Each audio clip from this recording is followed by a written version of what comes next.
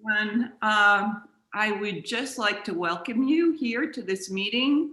I'm really excited that we have our presenters here. I hope everyone will end up being here, but we'll go ahead and start anyway. First of all, I just want to really thank everyone who's on this call, who is a member, because you did an amazing job last year in terms of donations, and we are pretty sure we'll be able to donate $40,000 this year, which is a little bit less than last year, but we had some unusual donations last year. So thank you very much. Just to reiterate, if everyone could mute themselves and turn their video off until it's time for you to present. The presenters can leave your video on, and we'll just go through you one at a time. The way this is going to work is all of the presenters will have about 5 to 10 minutes to present. We're going to do it in alphabetical order of their nonprofit. So, for example, Canyon Creek Services will go first. And I will, if you have questions, we'll answer the questions right after they present. So use the chat and put a question in there, and I will try to monitor that and ask the questions afterwards. Terry Koenig is going to introduce each speaker, and hopefully we will be able to highlight them as they come on here. So go ahead, Terry, and we will start.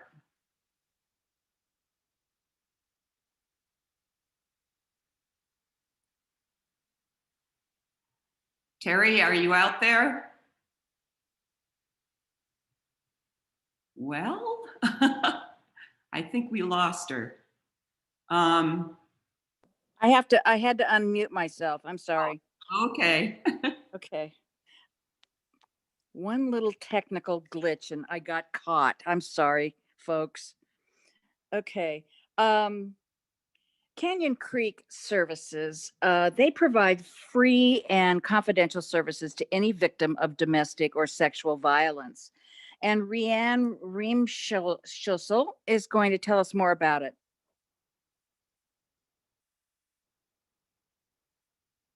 Did you all hear that? Yes.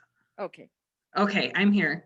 It won't let me turn on my video, so I will just go ahead and start. Our financial healing course that we were able to start with the Allstate program several years ago has been extremely successful, and we've had a lot of interest. And we weren't able to secure funding from Allstate, and so we applied for. There we go. We applied for funding from Three Corners last year, and we were able to serve several, I believe 26 individuals with the funding, or we're able to serve 26. I can't remember specifically, but it's been a huge success, and we've had multiple survivors express interest in continuing.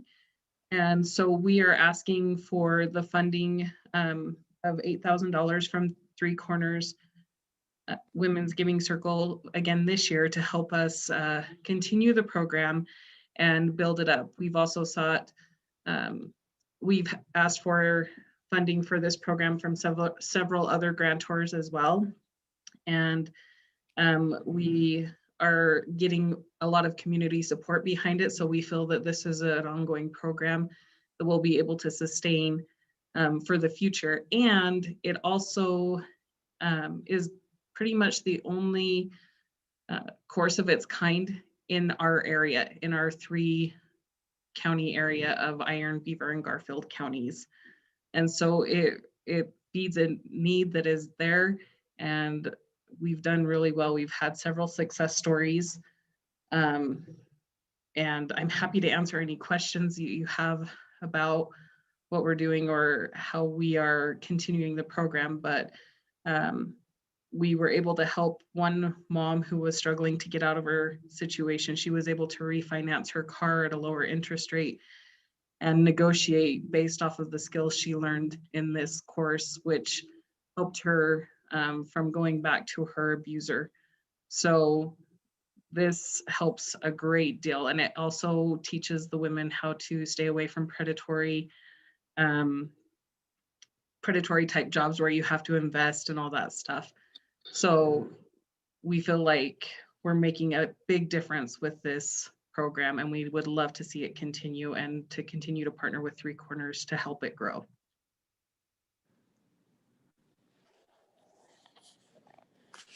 Okay, does anyone have any questions? I don't see any. Rianne, what I'd like to confirm is this is just partial funding for your program. Is that correct? It is. So we also were able to secure $5,000 from Fight Against Domestic Violence organization with for this program as well. So that combined with an award from Three Corners would allow us to serve about 58 people this next year if we were awarded Three Corners. So we'd be able to serve double. Oh, wow. Okay, that's great. There's another question here, which I think I will leave till the end. However, I can, well, I can answer it now. Someone's asking, how do applicants get accepted into the program? Oh, it is in relation to your program, Rianne. More applicants than, do you have more applicants than openings? Because of the way we have to provide the service currently, which is virtual at the moment due to COVID, it provides more flexibility in some respects. And Sierra, who administers the program, makes herself available to people. We have had a lot of interest. I'm not entirely sure if the need is higher than the openings we have. We have a wait list right now that we're planning to be able to serve them all with the funding that we have, or that we are planning to have, hopefully. But again, we get needs coming in all the time. But Sierra stays pretty flexible so that we can open up positions if necessary. Okay. And if the funding's there. Right. So how many did you have participating last year? I believe we ended at 23, I think is the end. I've got to pull that up. I pulled up the ones that we're planning to do this year, but I forgot to do last year. But we know it costs about $307 per survivor based off of what we did last year. So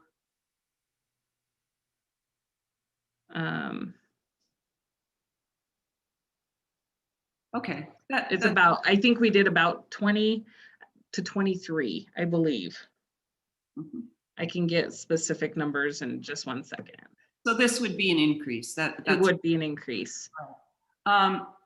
So there is another question. How long is the program? It is several weeks, and it depends on the availability of the client and Sierra and their ability to schedule. Some get through it faster than others, but I believe it's about a 3 week, not a 3 week. It goes for about 3 months maximum, but some people get through it faster than others depending on their availability and drive too. There is a comment from I can't hear. I can't hear. Turn up your microphone. There is a comment from Emily Evans, who actually is on the grant committee, and she she talked to Rianne to go over their grant from last year, and she said that they were very impressed with what they've accomplished on so little money. So that's a Yeah, nice. we're really good at that. We're really good at leveraging money. All right, there's another question. Is the program on a one-on-one basis, or is it in a group? So it's designed to be group with one-on-one meetings as well. So they get some group and some one-on-one, but since COVID, it's all been one-on-one. So I think that's benefited quite a few of the ladies that we've been able to help. And it's based off of the need, but generally it's been one-on-one over the last year. Right. Okay. I don't see any other questions. So I think we can move on, Terry. Okay, well, Creek Valley Health Clinic provides family planning, health education, and women's preventive health screenings to women and girls in the Colorado City and Hilldale area. And Angie Johnson is going to take us deeper into that story. Perfect, thank you. So yeah, my name is Ange. This is my first time being here, so thank you for having me. We are a newly funded FQHC that just started in Colorado City just last year. And I'm from the community, so I kind of left the community. I don't know how much you guys know about the community, but it's pretty much ran by Warren Jeffs. I don't know if you know that, but then a lot of religious trauma and a lot of poverty here. And so I left and went to school and came back and actually had the opportunity to help write the grant and open up this clinic for our community here. And we have just, to say underestimated the need would be an understatement, because our women here are just so desperate. So last year, just in opening, even with COVID, we served almost 1,500 women. And it was really great. But in that, we just realized how much the need of health education and family planning, you know, depression help, and just all around health education, like the health literacy here is just, it's astounding, of just not even knowing what a pap smear is, or when they should get one, or what does it look for. We've caught several cancers this year. We've had several saved several lives, which is great. But what we would do with the funding is we would use it for mainly like purchasing IUDs and stuff for girls who can't afford it, or who are not in contact with their parents and things like that, that don't have the resources to get birth control themselves, and also assist them with any form of birth control really. But I say IUDs because that's one we can do mostly here in the clinic, and it's pretty long term. And our cancer screenings just help them with getting their cancer screenings and understanding it. Hopefully do a lot of health promotion, which is just goes along with what we're doing. But it's just been incredible to get a view now that we have a full year of data of what our needs are here. And so I appreciate you guys listening to me. And if anyone has any questions, I would love to answer them.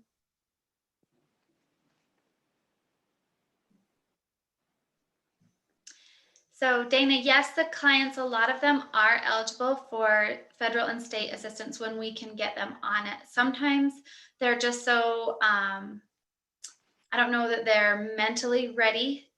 They live in a lot of fear due to their religious background because of the government, and they're worried that the government will intervene if they live in a plural family or something like that. So a lot of people hesitate to apply or to allow us to assist them with federal getting on like Medicaid, getting on assistance like that. A lot of them are pretty resistant to that. So yes, what we would use this for is to help them kind of cover their medical expenses. And we do have a 340B program, so we can purchase, you know, them at a 340B cost that would help us be able to serve more people. So we do have some resources. This would just benefit a lot more people going forward.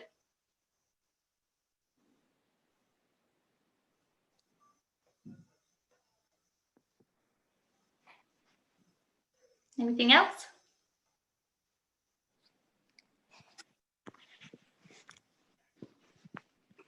Yes, we're also providing counseling. We have 2 behavioral health specialists that will be coming on board to help with counseling in the clinic. So they'll be able to get counseling here at the clinic. And again, this is just partial funding for your program.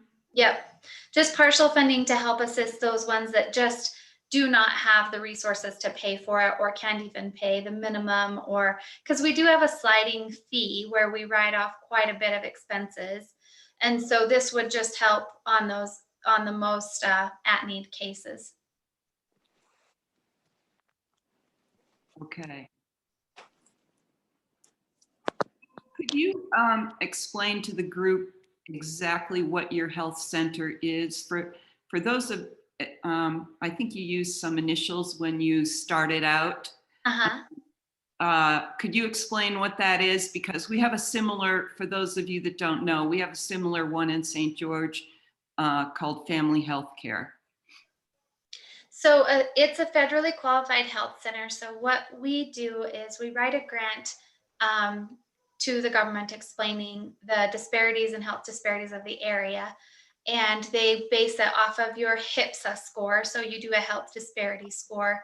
And then based on that score, you get awarded a grant, which is what we got. We are awarded a grant to open up a health center, which is a community health center, to provide care to underserved communities and to provide resources for them. So in doing that, we we had these high hopes that we would serve 3,000 patients and do all these things, and we actually just blew it out of the water. And it has just been the need here.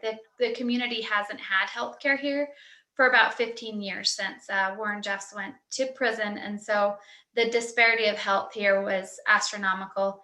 And so that's what the grant we got was, a federally qualified health center grant. So that's what we are qualified as, a federally qualified health center. So we do have resources we can use and tap into. This would just help us in other ways with that as well. So the federal government doesn't fund everything is the problem. Yeah, and they give you a certain lump sum, and then that's what you get to operate on and buy all your supplies and get your equipment and get your staff and get everything going. And they give you this lump sum in hopes that that's enough to kind of lift you off the ground, which it's been helpful, but we've just had to look for other resources as well. We've had some good community support from some of our sister communities. What staff do we have? Do you mean how many, or like what kind of staff? Or both? I can tell you both if that's what you're asking.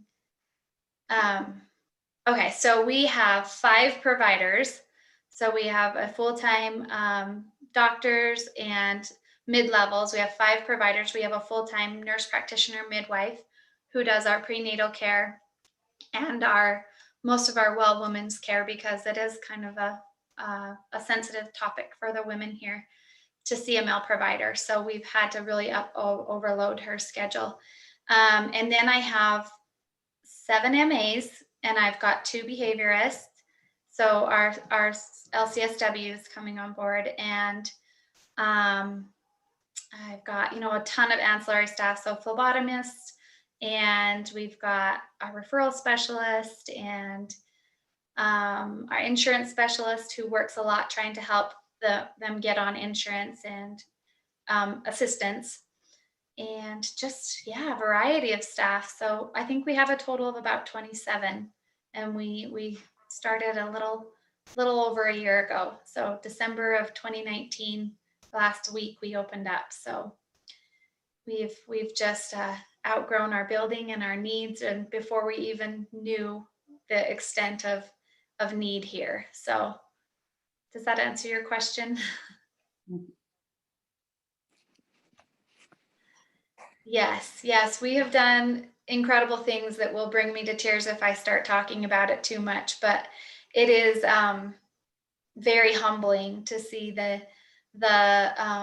need in the community and what we've been able to serve and the cancers and diseases we've caught and families we've helped. It's just, oh, it's just heartwarming. I wish I could just share all the stories with you. Well, we can hear about those in November when you tell us what kind of success you've had this year.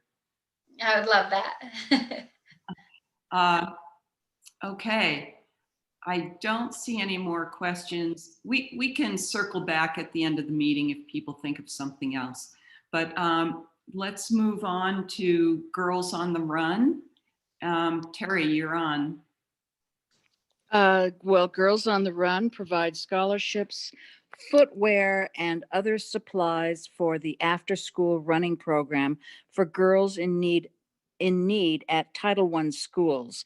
And Alicia Sevi Kelly is going to tell us all about it. Hello, thank you so much for having me here and for selecting us as a finalist. I'm going to read mine. I just don't have the brain power to memorize all of this. So Girls on the Run Southern Utah offers an after-school program for 3rd through 8th graders, and it's over a 10-week period. So the 3rd through 5th graders receive the Girls on the Run program, and the 6th through 8th graders are served through our Heart and Soul curriculum. Every girl is given a healthy snack and a lesson that integrates running with social emotional development skills and physical education. Since our first season in 2015, we've served 848 girls with 64% of those girls in need of scholarships. We never turn a girl away, so we have asked for funding in the amount of $7,725, which would make a huge impact on our organization and provide 45 scholarships to girls whose family need assistance. The scholarships provide quality footwear, a program t-shirt, a water bottle, a journal, their 5K entry, and a 5K finisher's medal. So now I'll move into how this benefits the girls. This program introduces girls to life skills and social emotional management practices through this integrated running program. There's so much power in learning through lessons that are physically challenging and mentally invigorating. So this experience allows these lessons to just be felt on a deep level. Girls join us at a critical age and they learn how to value themselves and their well-being. They accomplish small goals as they work toward a large goal of training with their team for their end of season 5K. When they complete their 5K, they prove to themselves that they can accomplish challenging things. These girls practice critical thinking, ask important questions, they listen to different perspectives and solve problems with teammates who think differently than they do. These are life-changing moments and they're an opportunity to learn the humble side of leadership and conflict resolution. Girls are often excited to share their new communication strategies with their families and report back how that went. Girls learn, sometimes for the very first time, that their voices are important. They learn how to set clear boundaries, ask for what they want, say no effectively, stand up for themselves and others, and disagree with respect. Rather than assimilating to the expectations to be pretty or sweet or to stand in the background, these girls build confidence and strength, physical stamina, and courage. They experience team support and learn how to be good friends, and all while they're joyfully moving our bodies. So what Girls on the Run gives back to the community is there's no other organization in our community that combines life skills and positive character development with a physical team-oriented activity. Our program makes a clear statement that our community is better off with programs that celebrate and encourage success for girls. By building strong, confident girls who are critical thinkers, Girls on the Run Southern Utah helps prepare girls to grow into women who will confidently pursue their goals, ask important questions, consider other perspectives, and who will naturally be more confident leaders. These girls know what it takes to recognize when they're being mistreated and to ask for help when they need it. As each season wraps up, girls come together with their teams to complete a community service project of their choice. They make shelter toys for dogs, they write cards to the Veteran Center, and they host food drives. And they just open their hearts and give back to our community. So the way that we reinforce the Three Corners Women's Giving Circle mission is that Girls on the Run focuses on teaching girls empowering life skills that integrate physical health and safety and also social emotional development with a running program. Girls learned health is multifaceted as they practice together how to be intentionally healthy in their bodies, their brains, their social networks, their hearts, and their spirits. Following a curriculum that builds new skills on the previous lesson's skills, girls create a foundation of practicing how to take care of themselves physically and mentally, and we've seen some remarkable shifts in confidence and self-efficacy in our local participants. So thank you so much for letting me read my Girls on the Run love to you, and I'm happy to answer any questions that you might have.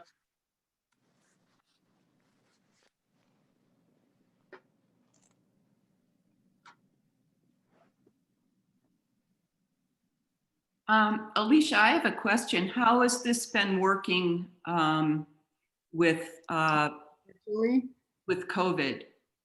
so the curriculum was very quickly changed. We did have to cancel our spring season last year, of course, because school canceled. But by the time fall started, the curriculum, we had a whole new set of kind of alternate ways to do things. We met outside, we socially distanced, and had some, you know, if we played tag, then we played with a pool noodle instead of like touching. And then when the schools did close, we had a hybrid program. And so it was you know, offered through Zoom, through the coaches with their teams. And then the physical part was done at home with family members, and they could choose, you know, whether to do running in their neighborhoods, or we had a list of other physical activities that they could do. So they still were able to meet up with their teams and do all of the critical thinking work and go into that.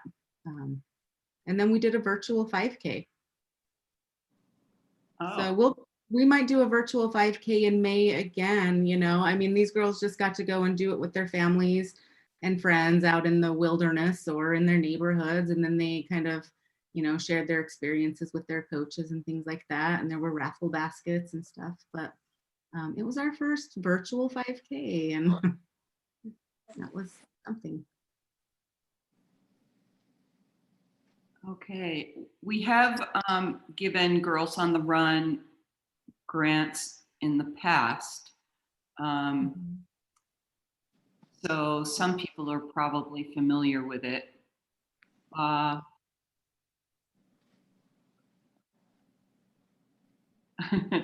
There's just a comment here from someone it says, this program rocks. Not every girl can be a prom queen or a rocket scientist.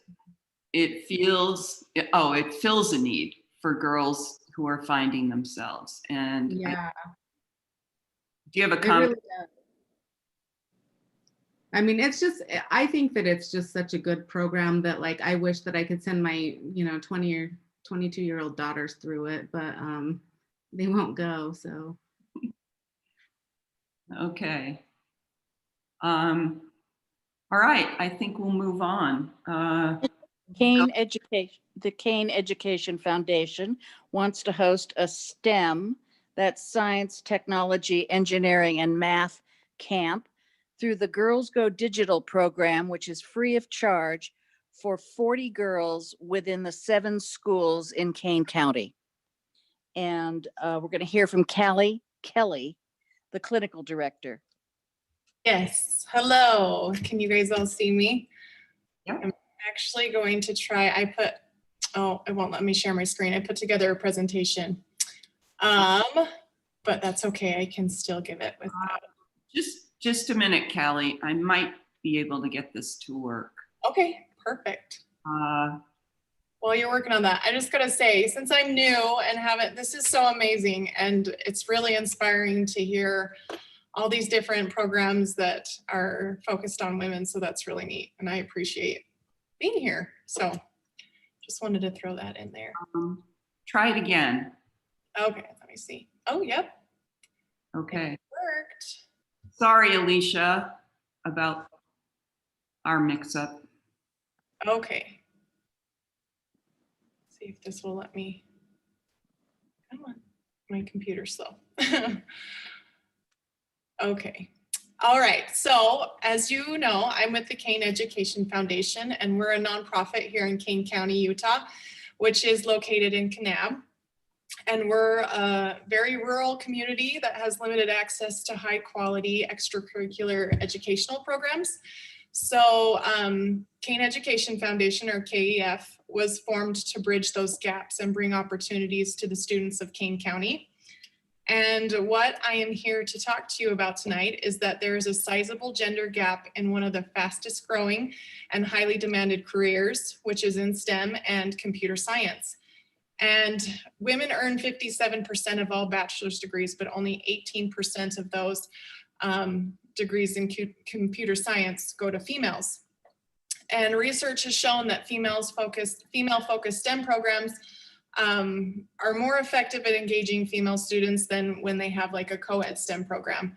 And we're attempting to address this by providing high quality STEM programming geared towards girls.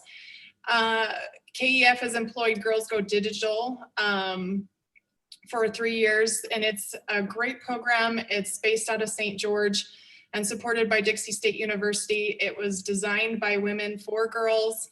And it's just a really great program that really focuses on empowering them and building girls up and helping them learn and grow. So it's been really awesome. And if we are able to get funding from this grant, we will be able to provide this camp free of charge to the girls here in our community, which is a big deal because our community, all the schools here are Title I schools, which means over 40% of our students are on free or reduced lunch. And I believe we're at 49% here in Kane County with that. So, and these camps typically cost between $100 to $300 per participant. So this will give the girls here an opportunity to participate when they might not be able to otherwise, which is really awesome. So through this opportunity, the girls in our community will be encouraged to pursue careers with higher compensations,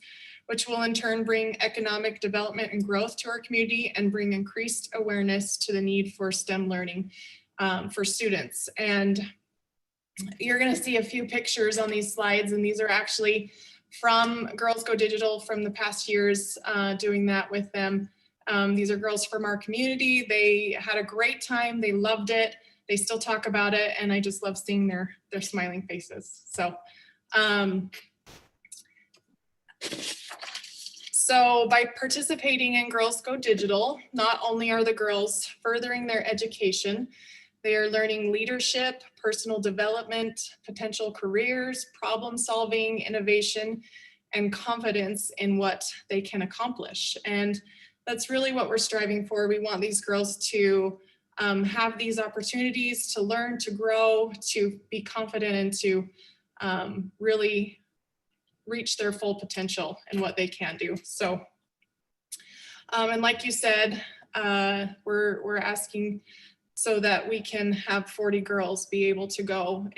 Girls Go Digital, it will cost about $175 per girl for a 2-day camp, and we're planning for the summer. Hopefully things will be able to be open back up by then and we can participate more fully in these programs. But we usually do it during the summer. It's a summer program, and we're hoping that we can have that again. So just I really appreciate you guys letting me be here tonight and present to you on this in regards to this issue. And if you have any questions, I'd gladly answer them. I'll stop sharing my screen so I can see. Okay. Can you see the questions that are being asked, or should I? Yes, I can see them. So the age group of the participants is ages 8 to 18. It's been shown that actually we strive for younger, because the younger we can get them, the more engaged they'll become. If we wait till high school age, it's too late. They aren't as interested as they can be when they're younger. So we strive for those. Who does the instructing? The Girls Go Digital program has their instructors. They come and have everything ready and the lessons all done, and they are the ones that instruct. So we just kind of help manage and and help them with what they need, but they're the ones that are instructing. What if COVID is still a problem? That's a good question. I don't necessarily know what we'll do if that's still a problem. I'm maybe if hopefully masking up and we'll be able to. We have actually here in Kanab, the 4-H program is really strong with STEM learning as well. And this past summer, we did a STEM program but the kids we had to limit it to a certain amount of students and spread them out, and we masked them, and it was good. So hopefully we can do something like that where we can make it safe that they can be able to participate still. Just by way of information for our members and for you, Callie, Okay. we did have to make some accommodation this year because of the virus. And we did allow a couple of the nonprofits who weren't able to function at all, really, carry over the money to the next year. So I imagine if it becomes a problem this year, we would have to be flexible and do the same thing. So. Okay, lots of adapting by everyone, right? Yeah, exactly. I have a question. Have you, in past years, when you have run the program, have you been able to follow any of the students to see what they've been interested in going forward in their education?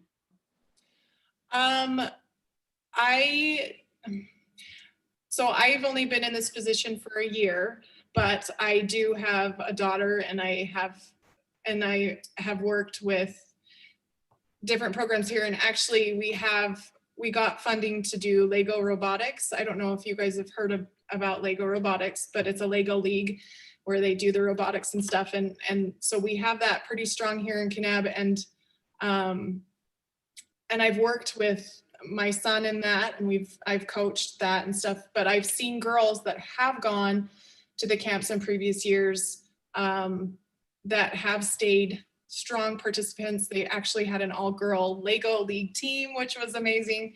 But you can see by starting them young and having that exposure, they feel comfortable, and they really do enjoy it, and they push themselves to move forward. So there are quite a few girls that have really strong love of STEM, and I think that they are definitely going to pursue careers in those fields for sure, because of the exposure that they've had.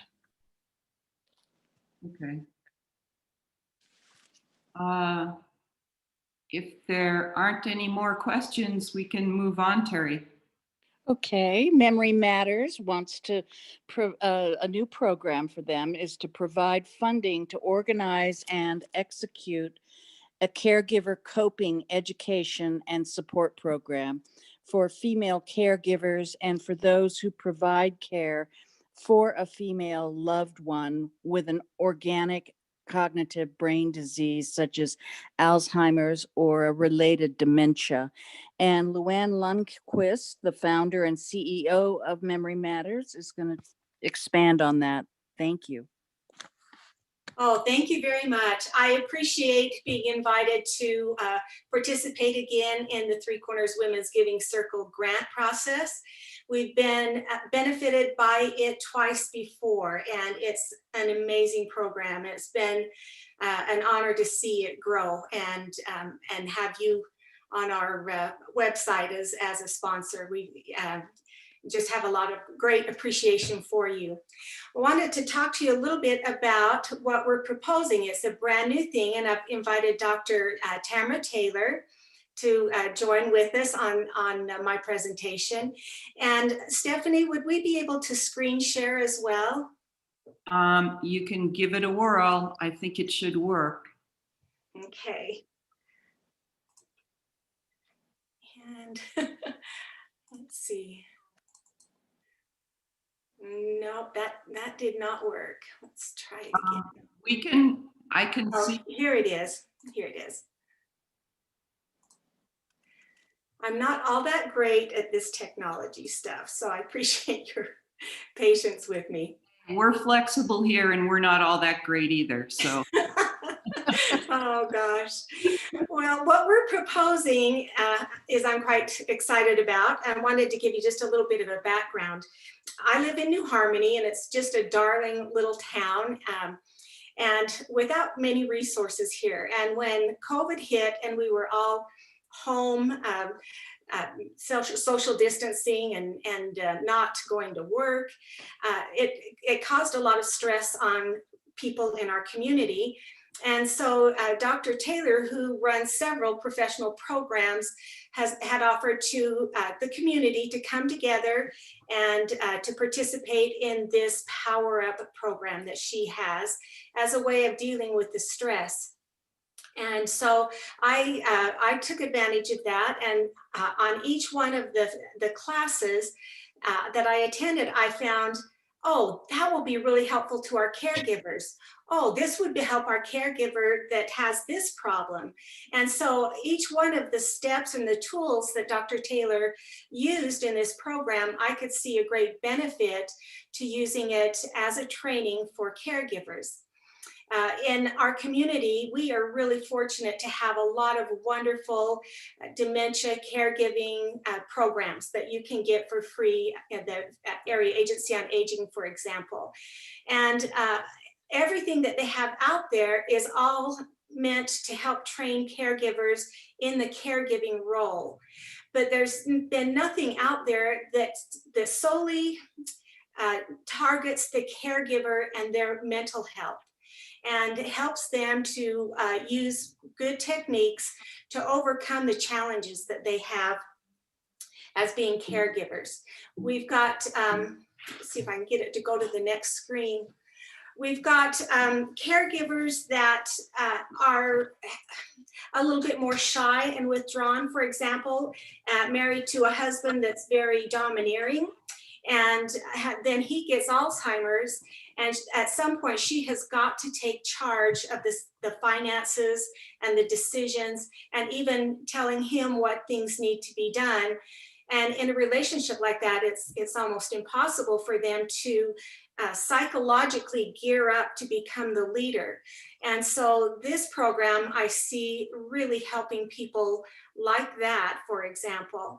But everyone that goes through this process has some psychological scarring and trauma. It just comes with the process. And so when I saw this program, I really wanted to be able to share it with our caregivers and adapt Dr. Taylor's program that's been used really successfully in prisons, for example, and make a few minor changes so that it could be used specifically for caregivers.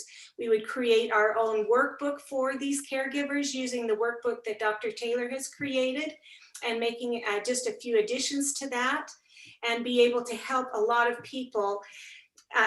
So this, once the expense of the workbook is finished, and once the training of the coaches that will do these training programs throughout the Three Corners area is paid for, there's very little expense in having it just completely go on and on, large groups, small groups. It can be done during COVID with the Zoom platform, like we've had to do with our support groups.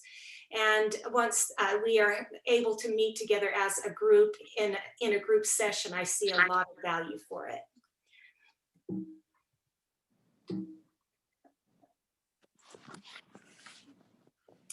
All right. And then Dr. Taylor, do you want to take just a second and tell us a little bit about this program and how it helps those that have been traumatized? Sure. I think the focus with this particular initiative would be to empower the caregivers not only to have simple tools for positive decision making, simple tools to deal with heightened need for coping tools, but also to be able to share those with their patients. So our goal in putting a group through a training is to allow them to then use this tool, these set of tools, not only for themselves, but for their clients. And what we find happens is a vernacular, a sort of club, a sort of way of looking at things. So a woman we might train may learn that she is the boss of her brain, that there are only 3 parts of your brain that matter: a smart part, an emotional part, an old habit part. And that's boss of my brain, one of our tools. But when she's working with her clients, she's also going to say that. Remember, Joey, you are the boss of your brain. And this always causes Joey to smile. So in addition to allowing her to have coping tools for the heightened trauma that she's going through and helping with, she's also able to use these simple tools to communicate more effectively with the people she serves. Our goal is to be of service by training as many people as possible, and then allowing that to be a viral expansion of this language and these tools that we have found so successful throughout California. One quick note, the Department of Mental Health in California widely uses this, and we deal with many, many different types of patients. So those at risk, those with high levels of trauma, but also those that have mental disabilities or mental challenges, these are perfect for.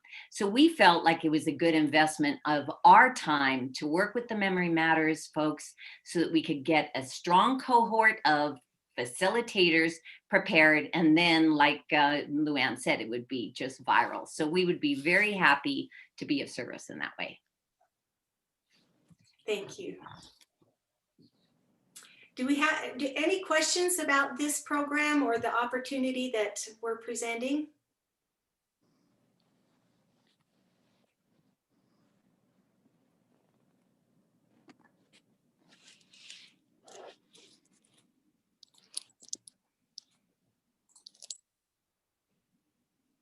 So Luann, just to summarize, we would be, we're paying primarily for training materials for these caregivers. Is that correct?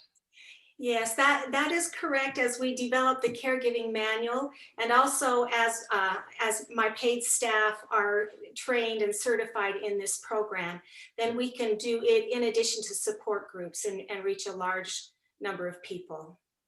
And we wanted to open it up not just to caregivers for people with dementia, but we also wanted to open it up for general caregiving. So kind of a little bit outside of our mission, but that's what we wanted to do.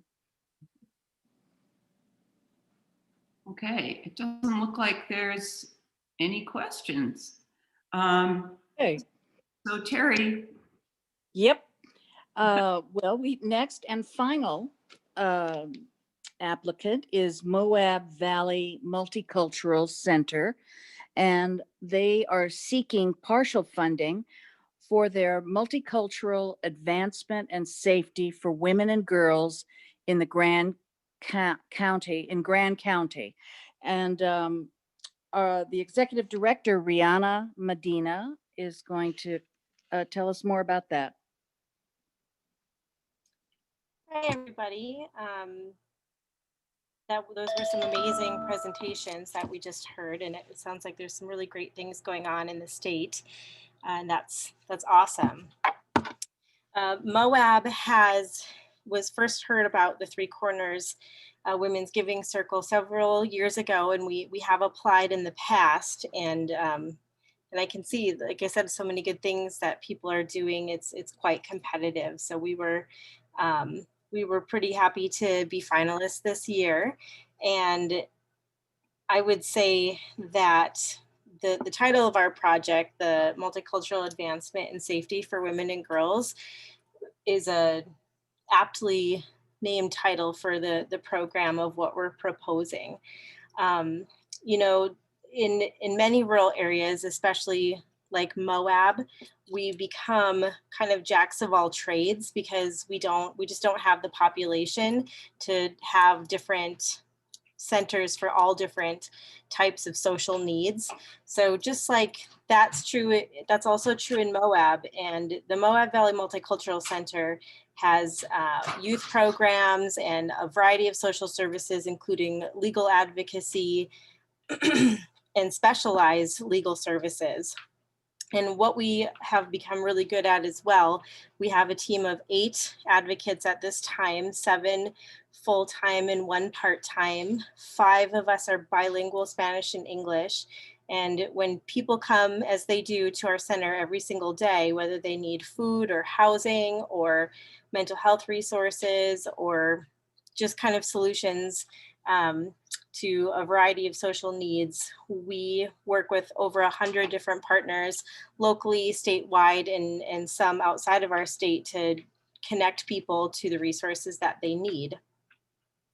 We, even though our center isn't dedicated to just helping women, we do have a lot of data that shows and support how many women we do help annually. And we have an all-female staff as well. So I think it is a place that women and girls, can feel empowered and see that these female advocates every single day are doing, working right alongside them to help them find solutions to a variety of crises. And the program, I think that Three Corners Women's Giving Circle could really help us with. It's something I feel really comfortable asking for, because there's already, it's already been piloted and successful with other funders. And it's something that I know we could implement right away and very easily.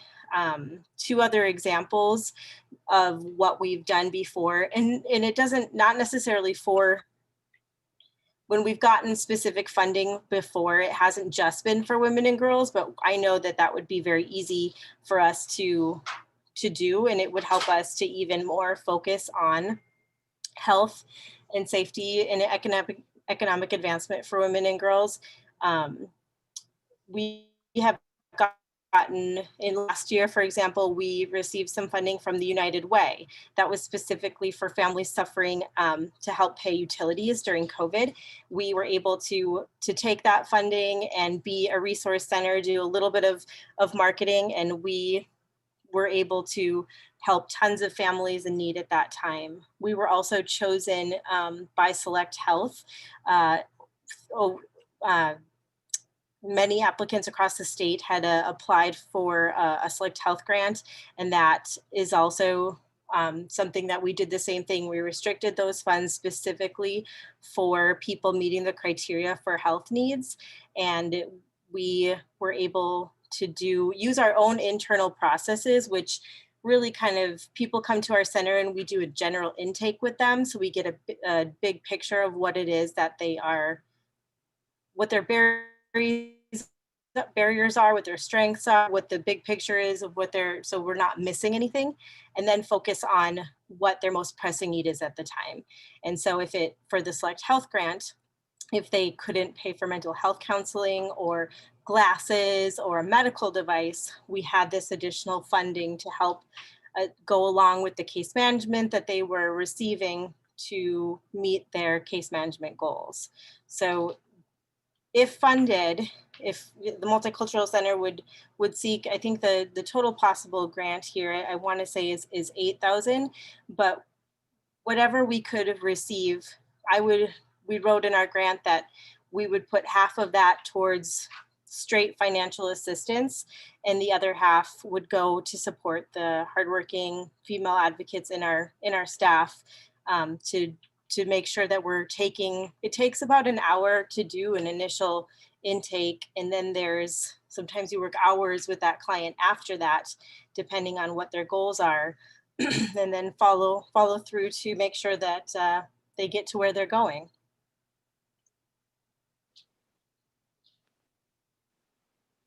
And I think that that's pretty much what that would look like. I could give some more specific examples for safety and health. The biggest one with safety in women, I would say, would probably be emergency shelter. We are probably one of the busiest organizations in our county for homelessness right now. And our funding for homelessness is running low. It was a hard year last year with the pandemic, and we would probably restrict that to female clients needing assistance with housing. So that would be a good way to be able to help some clients there. Health needs are always going to be present, mental health and physical health needs. You know, and we're always going to look for other more appropriate funding sources. And before we would use our funds, obviously we go down the list and see, you know, what they would have before they would need financial assistance for us. But oftentimes we're the only thing that people might have. And in terms of economic advancement, with the Deferred Action for Childhood Arrivals program opening up, we already have 4 clients that are wanting to submit new DACA applications. We did almost 40 renewals last year in our office, and several of our staff have specialized immigration legal services training. And this is something that can help children. And all of these applicants that we have right now happen to be female. The application is quite expensive, but it does give them a social security number and job authorization and the opportunity to go to college with in-state tuition. So it can really make a difference in their lives. So I think that would be another fantastic way to spend these funds.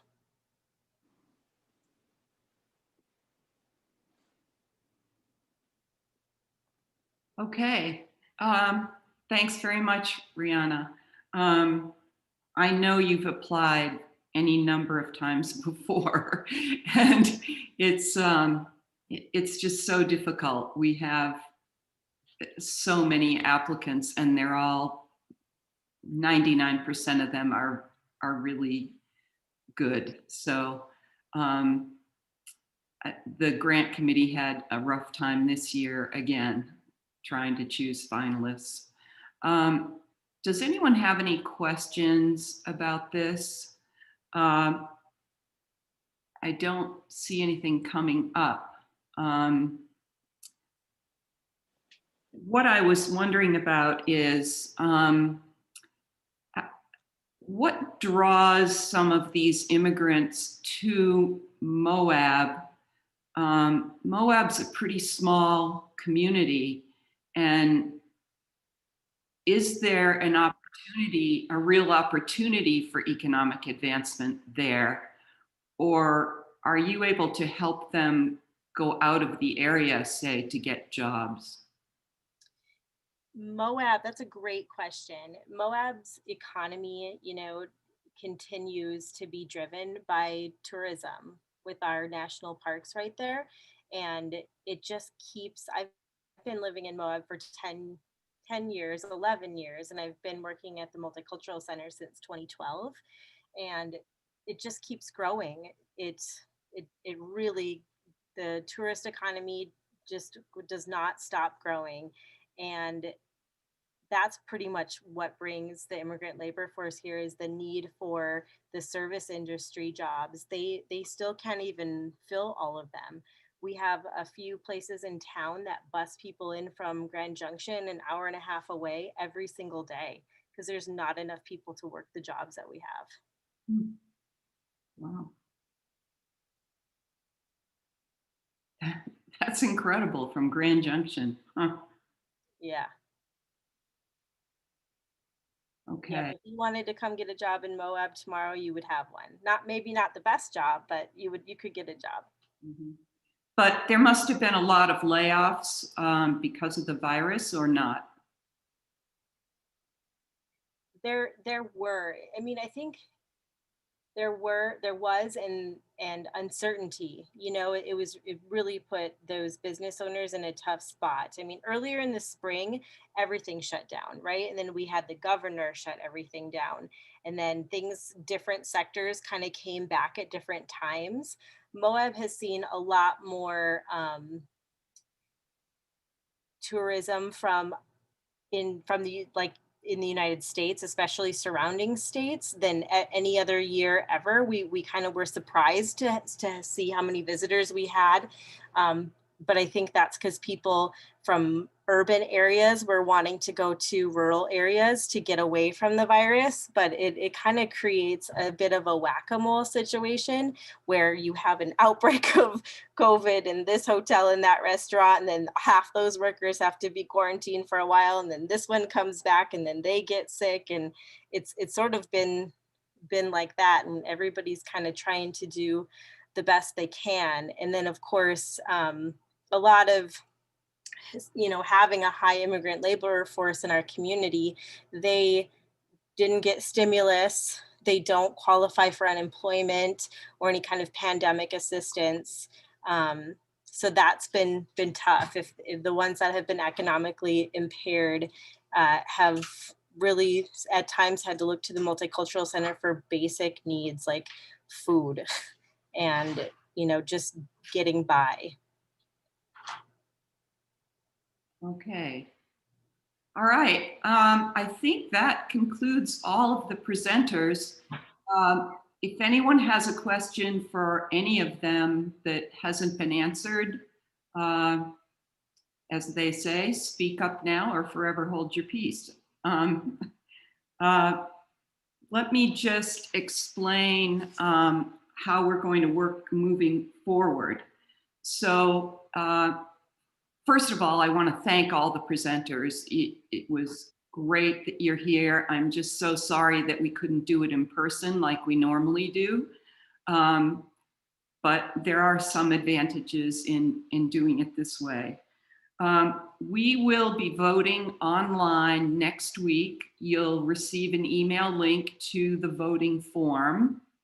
And for those, if you have friends that didn't attend our meeting tonight, we have recorded this, I hope. Everything worked okay. And they can watch this. The voting form will also have a summary of all the applications. So if you are here, you don't really need to look at that summary, although it can be a review for you.